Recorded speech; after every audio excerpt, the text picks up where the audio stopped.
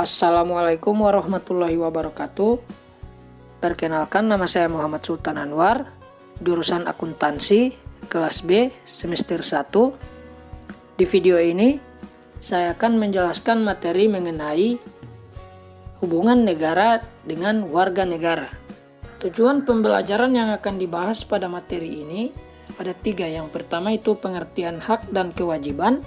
Yang kedua, hak dan kewajiban warga negara menurut UUD 1945. Dan yang ketiga, pelaksanaan hak dan kewajiban negara dan warga negara di negara Pancasila. Pengertian warga negara. Warga negara merupakan seorang atau individu yang tinggal dan menjadi bagian dari suatu masyarakat di wilayah tertentu.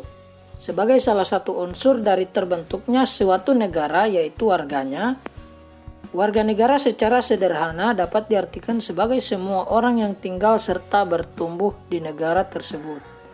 Jika dikaitkan dengan negara Indonesia, maka warga Indonesia adalah semua orang yang tinggal di wilayah negara Indonesia itu sendiri. Secara etimologis, kata warga negara berasal dari bangsa Romawi yang pada saat itu menggunakan bahasa Latin.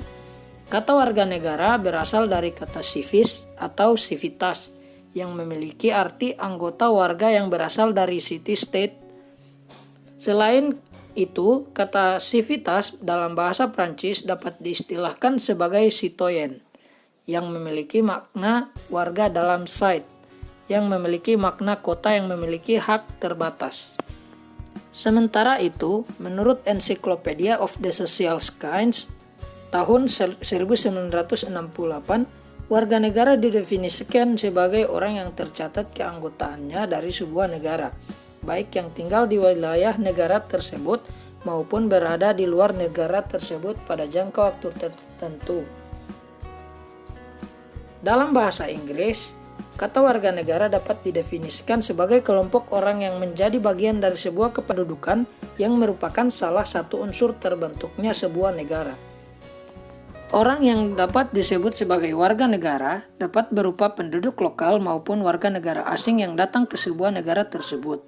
Secara umum, terdapat asas kewarganegaraan yang dapat digunakan dalam menentukan kewarganegaraan yang dimiliki oleh seseorang. Yang pertama, yaitu asas ius sanguinis, yang didasarkan pada keturunan berdasarkan darah maupun kewarganegaraan yang dimiliki oleh orang tua yang melahirkan mereka. Kedua, yaitu ius soli, yang didasarkan pada tempat kelahiran dari seseorang di sebuah negara tersebut. Istilah warga negara sendiri juga bisa dibagi menjadi 2 kategori, yang terdiri dari warga negara asli atau pribumi dan warga negara asing atau Fremdeling. Hal ini secara yuridis diatur berdasarkan pada pasal 26 ayat 1 UUD 1945 dan perubahannya. Warga negara asli atau pribumi merupakan penduduk asli sebuah negara tersebut, seperti contohnya warga negara Indonesia yang berasal dari suku Jawa, Madura, Sunda, Batak, Bugis, Dayak, Asmat, Minang, Toraja, Bali, Aceh, serta etnis keturunan negara Indonesia yang lain. Warga negara asing atau Fremdeling merupakan penduduk yang berasal dari suku bangsa keturunan di luar negara tersebut, seperti pada contohnya warga negara Indonesia yang berasal dari suku Cina, Tionghoa, India, Belanda, Eropa, Arab, dan masih banyak lagi. Hal ini telah disahkan berdasarkan UU yang telah berlaku mengenai warga negara Indonesia. Hak dan kewajiban merupakan unsur yang selalu melekat dalam diri manusia, di mana kedua unsur ini merupakan hal yang terikat satu sama lain, sehingga dalam pelaksanaannya wajib dijalankan secara bersama-sama dan terintegrasi. Dalam praktik kehidupan sehari-hari, hak dan kewajiban harus diimplementasikan secara seimbang untuk menghindari munculnya suatu ketimpangan yang akan berakibat kepada gejolak dalam kehidupan bermasyarakat. Namun, kadangkala hak dan kewajiban saling bertolak belakang. Bahkan tidak jarang, kewajiban lebih banyak dituntut sementara hak yang seharusnya diterima kurang mendapatkan perhatian. Lalu, apa sebenarnya pengertian hak dan kewajiban warga negara? Hak adalah segala sesuatu yang harus diterima oleh setiap orang sebagai anggota warga negara sejak ia masih berada dalam kandungan. Pada umumnya, Hak didapatkan dengan cara diperjuangkan melalui pertanggungjawaban atas kewajiban. Di Indonesia sendiri, hak-hak tertentu sudah ditentukan dalam Undang-Undang Dasar 1945, meliputi hak hidup, hak memperoleh pendidikan, hak mendapatkan perlindungan hukum, hak atas pekerjaan dan penghidupan yang layak, dan masih banyak lagi lainnya. Di mana hal ini menandakan bahwa negara telah memberikan perhatian yang sungguh-sungguh kepada hak setiap warganya dalam kehidupan berbangsa dan negara. Seperti yang sudah dijelaskan di awal bahwa hak dan kewajiban merupakan suatu kesatuan yang terikat. Oleh karena itu, jika warga negara mendapatkan haknya, maka ia juga harus menjalankan kewajibannya. Pengertian dari kewajiban itu sendiri ialah segala sesuatu yang dianggap sebagai suatu keharusan untuk dilakukan oleh setiap orang sebagai anggota warga negara, guna mendapatkan hak yang pantas untuk didapatkannya. Oleh karena itu, kewajiban harus dilaksanakan dalam keadaan apapun, baik suka maupun tidak. Beberapa contoh kewajiban warga negara tercantum pada UUD 1945 adalah ikut serta dalam upaya pembelaan negara, wajib menghormati hak asasi orang lain, wajib tunduk kepada pembatasan, dan masih banyak lagi. Selain memuat aturan dalam bernegara, Undang-Undang Dasar 1945 juga mengatur hak dan kewajiban warga negara hingga ke tingkat individu. Semua itu mengikat dan tercantum dalam sejumlah pasal-pasal dalam Undang-Undang Dasar 1945. Hak warga negara menurut Undang-Undang Dasar 1945 ada 8. Yang pertama itu hak atas pekerjaan dan penghidupan yang layak. Tiap warga negara berhak atas pekerjaan dan penghidupan yang layak bagi kemanusiaan. Pasal 27 ayat 2. Yang kedua, hak untuk hidup dan mempertahankan kehidupan. Setiap orang berhak untuk hidup serta berhak mempertahankan hidup dan kehidupannya. Pasal 28A.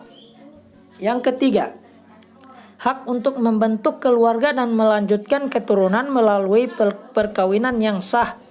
Pasal 28 ayat 1. Yang keempat, hak atas kelangsungan hidup. Setiap anak berhak atas kelangsungan hidup, tumbuh, dan berkembang. Yang kelima, hak untuk mengembangkan diri melalui pemenuhan kebutuhan dasarnya dan berhak mendapatkan pendidikan, ilmu pengetahuan dan teknologi, seni budaya demi meningkatkan kualitas hidupnya demi kesejahteraan hidup manusia. Pasal 28C ayat 1. Yang keenam, hak untuk memajukan dirinya dan memperjuangkan haknya secara kolektif untuk membangun masyarakat, bangsa, dan negaranya. Pasal 28C ayat 2. Yang ketujuh, hak atas pengakuan, jaminan, perlindungan, dan kepastian hukum yang adil serta perlakuan yang sama di depan hukum. Pasal 28D ayat 1. Dan yang kedelapan, hak untuk mempunyai hak milik pribadi, hak untuk hidup, hak untuk tidak disiksa, hak kemerdekaan pikiran dan hati nurani, hak beragama, hak untuk tidak diperbudak, hak untuk diakui sebagai pribadi di hadapan hukum, dan hak untuk tidak dituntut atas dasar hukum yang berlaku. Surut adalah hak asasi manusia yang tidak dapat dikurangi dalam keadaan apapun. Pasal 28I ayat 1. Sementara kewajiban warga negara menurut Undang-Undang Dasar 1945 itu ada 5, yaitu yang pertama, wajib menaati hukum dan pemerintahan. Pasal 27 ayat 1 Undang-Undang Dasar 1945 berbunyi, segala warga negara bersamaan dengan kedudukannya di dalam hukum dan pemerintahan wajib menjunjung hukum dan pemerintahan itu dengan tidak ada kecualinya. Yang kedua, wajib ikut serta dalam upaya pembelaan negara. Pasal 27 ayat 3 Undang-Undang Dasar 1945. Yang ketiga, wajib menghormati hak asasi manusia orang lain. Pasal 28J ayat 1. Yang keempat, wajib tunduk pada pembatasan yang ditetapkan dengan UUD pasal 28J ayat 2. Yang kelima, wajib ikut serta dalam usaha pertahanan dan keamanan negara. Pasal 30 ayat 1 UUD 1945. Berikut hak dan kewajiban warga negara menurut Pancasila. Pancasila adalah dasar negara Indonesia, sebagaimana yang disebutkan Soekarno dalam pidatonya di sidang BPUPKI pada 1 Juni 1945. Karena itu, Pancasila juga mengandung nilai-nilai yang terkait dengan hak dan kewajiban warga negara. Disebutkan bahwa tiap sila dalam Pancasila memiliki nilai-nilai yang melekat dengan hak dan kewajiban warga negara Indonesia. Sila pertama, ketuhanan yang Maha Esa. Menurut sila ini, hak dan kewajiban warga negara meliputi: yang pertama, hak memeluk agama sesuai dengan keyakinan masing-masing. Yang kedua, hak untuk melaksanakan ibadah menurut kepercayaannya masing-masing. Dan yang ketiga, hak dan kewajiban menghormati dan bekerja sama dengan antar umat beragama. Sila kedua, kemanusiaan yang adil dan beradab. Menurut sila ini, hak dan kewajiban warga negara meliputi: yang pertama, hak perlakuan yang adil dan setara baik di hadapan hukum maupun dalam kehidupan keseharian. Yang kedua, hak dan kewajiban untuk mengembangkan sikap saling mencintai dengan sesama manusia, sikap tenggang rasa, dan tepos liro. Yang ketiga, hak mendapatkan penghidupan yang layak dan kesejahteraan. Sila ketiga, Persatuan Indonesia. Menurut sila ini, hak dan kewajiban warga Indonesia meliputi: yang pertama, hak ikut serta dalam pembelaan negara. Yang kedua, hak hidup dan bergaul satu sama lainnya dalam semangat persaudaraan. Yang ketiga, hak dan kewajiban bekerja sama secara harmonis dalam memperkuat persatuan dan kesatuan. Sila keempat, kerakyatan yang dipimpin oleh hikmat kebijaksanaan dalam permusyawaratan perwakilan. Menurut sila ini, hak dan kewajiban negara meliputi: yang pertama, hak mengeluarkan pendapat baik secara tertulis maupun lisan. Yang kedua, kewajiban untuk menghargai, bertanggung jawab, serta melaksanakan semua hasil keputusan bersama. Dan yang ketiga, hak memperoleh kesempatan yang sama dalam pemerintahan, misalnya menduduki kursi jabatan di pemerintahan. Sila kelima, keadilan sosial bagi seluruh rakyat Indonesia. Menurut sila ini, hak dan kewajiban warga negara meliputi: yang pertama, hak mendapatkan jaminan sosial. Yang kedua, hak mendapatkan pekerjaan dan perlindungan kesehatan. Dan yang ketiga, hak setiap warga negara memiliki hak milik serta kewajiban menggunakan hak miliknya sesuai dengan kegunaannya tanpa mengganggu hak milik orang lain. Demikian hak dan kewajiban warga negara Undang-Undang Dasar 1900 menurut sila-sila Pancasila. Selanjutnya saya akan menjelaskan materi mengenai negara dan konstitusi. Yang pertama yaitu pengertian negara. Menurut Kamus Besar Bahasa Indonesia atau KBBI, negara memiliki dua pengertian. Yang pertama, negara diartikan sebagai organisasi dalam suatu wilayah yang mempunyai kekuasaan tertinggi yang sah dan ditaati oleh rakyat. Pengertian kedua, negara adalah kelompok sosial yang menduduki wilayah atau daerah tertentu yang diorganisasi di bawah ini lembaga politik dan pemerintah yang efektif, mempunyai kesatuan politik, berdaulat sehingga berhak menentukan tujuan nasionalnya. Berikut ini beberapa pengertian negara yang dikutip dari buku Bentuk dan Pemerintahan Republik Indonesia oleh Muh Nur El Brahimi. Yang pertama, negara adalah suatu organisasi di antara sekelompok atau beberapa kelompok manusia yang bersama-sama mendiami wilayah tertentu dengan mengakui adanya suatu pemerintahan yang mengurus tata tertib dan keselamatan sekelompok atau beberapa kelompok manusia. Yang kedua, negara adalah suatu perserikatan yang melaksanakan suatu pemerintahan melalui hukum yang mengikat masyarakat dengan kekuasaan untuk memaksa yang berada dalam suatu wilayah masyarakat tertentu dan membedakan dengan kondisi masyarakat dunia luar untuk ketertiban sosial. Yang ketiga, negara adalah suatu asosiasi yang menyelenggarakan penertiban dalam suatu masyarakat atau wilayah dengan berdasarkan sistem hukum yang diselenggarakan suatu pemerintah. Selanjutnya adalah unsur dasar negara. Yang pertama itu rakyat. Rakyat merupakan unsur pertama dalam membentuk negara. Tanpa masyarakat, maka mustahil negara bisa terbentuk. Diperlukan adanya kumpulan orang-orang yang tinggal di negara tersebut dan dipersatukan oleh suatu perasaan. Tanpa adanya orang sebagai rakyat pada suatu negara, maka pemerintahan tidak akan berjalan. Rakyat juga berfungsi sebagai sumber daya manusia untuk menjalankan aktivitas kehidupan sehari-hari. Yang kedua yaitu wilayah. Wilayah merupakan unsur yang kedua, karena dengan ada wilayah yang didiami oleh manusia, negara akan terbentuk. Jika wilayah tersebut tidak ditempati secara permanen oleh manusia, mustahil untuk membentuk negara. Untuk mendirikan suatu negara dengan kedaulatan penuh, diperlukan wilayah yang terdiri atas darat, laut, dan udara sebagai satu kesatuan. Untuk wilayah yang jauh dari laut, tidak memerlukan wilayah lautan. Di wilayah negara itulah rakyat akan menjalani kehidupannya sebagai warga negara dan pemerintah akan melaksanakan fungsinya. Yang ketiga, pemerintahan. Jika rakyat telah siap dan wilayah yang ditempati memungkinkan untuk bernaung, maka yang tidak kalah pentingnya ialah pembentukan pemerintahan. Definisi pemerintah secara luas dapat diartikan sebagai sekumpulan orang-orang yang mengelola kewenangan dan kebijakan dalam mengambil keputusan serta melaksanakan kepemimpinan dan koordinasi pemerintahan serta pembangunan masyarakat dan wilayahnya yang membentuk sebuah lembaga di mana mereka ditempatkan. Dan unsur yang keempat yaitu pengakuan dari negara lain. Selanjutnya adalah pengertian konstitusi. Konstitusi adalah dokumen yang memuat aturan-aturan hukum dan ketentuan-ketentuan hukum yang pokok-pokok atau dasar-dasar yang sifatnya baik tertulis maupun tidak tertulis yang menggambarkan tentang sistem ketatanegaraan suatu negara.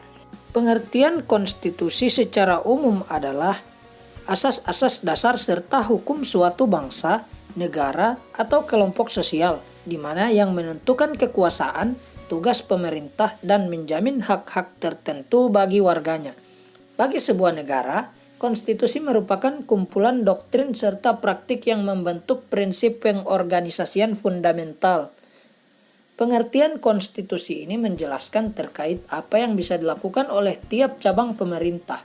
Selain itu, juga menjelaskan bagaimana tiap cabang pemerintah mampu mengontrol cabang-cabang lainnya. Konstitusi juga berarti agregat dari dasar prinsip-prinsip yang menjadi hukum dasar negara, organisasi, atau dari entitas lain. Umumnya akan menentukan bagaimana entitas tersebut akan diatur. Hukum tersebut sebenarnya tidak mengatur hal-hal yang terperinci, melainkan hanya menjelaskan prinsip-prinsip yang menjadi dasar bagi sejumlah peraturan lainnya. Fungsi konstitusi. Menurut Jimli As-Siddiq, terdapat 10 konstitusi bagi sebuah negara. Yang pertama, fungsi penentu serta pembatas kekuasaan organ negara. Yang kedua, fungsi pengatur hubungan kekuasaan antar organ negara. Yang ketiga, fungsi pengatur hubungan kekuasaan antar organ negara dengan masyarakat negara tersebut. Yang keempat, fungsi pemberi atau sumber legitimasi terhadap kekuasaan negara ataupun kegiatan penyelenggaraan kekuasaan negara. Yang kelima, fungsi penyalur atau pengalih kewenangan dari sumber kekuasaan yang asli atau rakyat kepada organ negara. Yang keenam, fungsi simbiolik sebagai pemersatu. Yang ketujuh, fungsi simbolik sebagai rujukan identitas serta keagungan kebangsaan. Yang kedelapan, fungsi simbolik sebagai pusat upacara. Yang kesembilan, fungsi sebagai sarana pengendalian masyarakat, baik dalam arti sempit hanya di bidang politik ataupun dalam arti luas yang mencakup bidang sosial serta ekonomi.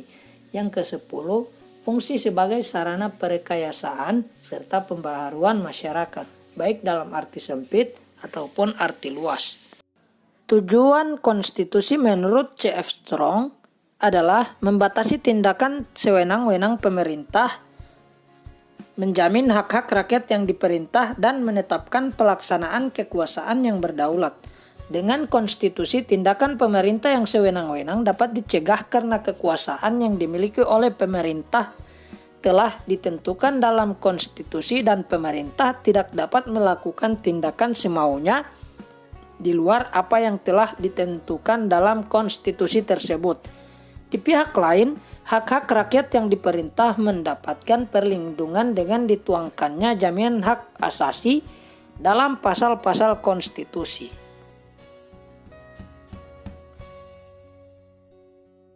Secara umum, dapat dikatakan bahwa konstitusi disusun sebagai pedoman dasar dalam penyelenggaraan kehidupan negara agar negara berjalan tertib, teratur, dan tidak terjadi tindakan yang sewenang-wenang dari pemerintah terhadap rakyatnya. Untuk itu, maka dalam konstitusi ditentukan kerangka bangunan suatu negara, kewenangan pemerintah sebagai pihak yang berkuasa, serta hak-hak asasi warga negara. Atas dasar pendapat tadi, dapatlah dinyatakan bahwa peranan konstitusi bagi kehidupan negara adalah untuk memberikan landasan dan pedoman dasar bagi penyelenggaraan ketatanegaraan suatu negara, membatasi tindakan pemerintah agar tidak bertindak sewenang-wenang, dan memberikan jaminan atas hak asasi bagi warga negara. Dan dulu video saya hari ini mengenai materi hubungan negara dan warga negara, dan materi yang kedua yaitu negara dan konstitusi. Semoga dapat bermanfaat. Kurang lebihnya saya minta maaf. Wabillahi taufik wal hidayah. Wassalamualaikum warahmatullahi wabarakatuh.